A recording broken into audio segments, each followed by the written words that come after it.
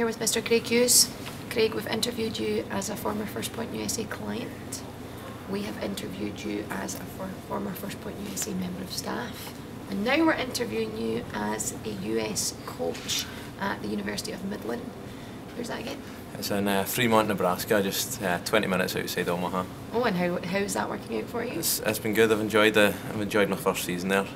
Pretty nice place. We've got a good team building a pretty strong thing there. Good. How did you finish the season this year? We finished second in our conference, which is a huge improvement from a couple of years ago. I think they were 8th 2 years ago, and then 3rd the year before. So making a big improvement. They finished second and then lost in the tournament final. So to get there is quite a big achievement for them. And also got some good results against high-ranked teams. We beat Grandview, who were 6th in the nation. We drew Science and Arts, who were number 3 in the nation as well. So wow. Some good results. Okay, brilliant. So now you've moved into this coaching role. What are you looking for from a player here today at the showcase? Well, I think we've got our positions that are priorities. But to be honest, any player that really stands out is can have good knowledge of the game. That can, I mean, it's obviously handy for us players that can play a number of positions. So. I mean, just looking all out for a kind of player that's going to make a difference and fit right into the team. Okay. You were here yesterday, obviously. Here today, the boys got another massive opportunity here today all day playing their games.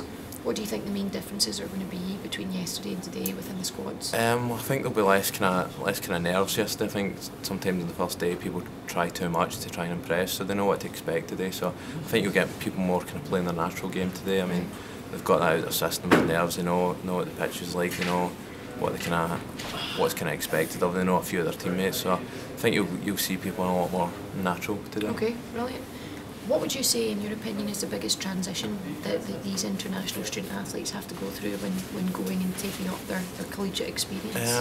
To be honest, I think for a lot of them it's just getting used to the demands of training every day and dealing with the classes as well. A lot of them have had maybe one or the other, getting used to that. But I mean, I don't think, especially at Midland, I don't think it's a big problem for them settling in. I mean, we've got British coaches, we've got a lot of British players there, so when the guys come over, they're made to feel welcome straight away, and they just made to feel part of it. They've got around 40 friends from day one, so I don't think settling in's a big issue. I mean, there's obviously other issues like the heat and how rigorous the fitness training is, but I mean, everything we give them is to try and prepare them to be ready for that. Okay, good. And what about the academic side of things? How do you think the student athletes, especially coming from Britain, go through that transition? Is it quite a smooth transition? Or? I mean, we've had a lot of FirstPoint clients going out this year, and all of them have done fine. They've embraced it, and I mean, what we'll do, we'll have things like study hall twice a week where all the guys will get together and they can kind of help each other through it. We'll have individual meetings with everyone once a week, so they all get a chance to kind of tell us if they're having any issues. So, but really, there's been no problems with any of the British guys this year. They've all kind of embraced it, and they've had the help and support now. And how do you feel now that you're just here looking at players rather than running the whole show? It's a lot less stressful, to be honest. I can imagine just sit and you're a talk lot to the less guys. stressed. Yeah, got a few grey hairs last year. Okay. Any teams in particular stand out for you yesterday? I think the North Carolina team, I watched quite a bit of them. Right. They done pretty well, but I think it was more like I just kind of looked around, kind of picked out players, had a look at things. So there was no kind of one team in particular all the time that were standing out. It was just a few players here and there. Right.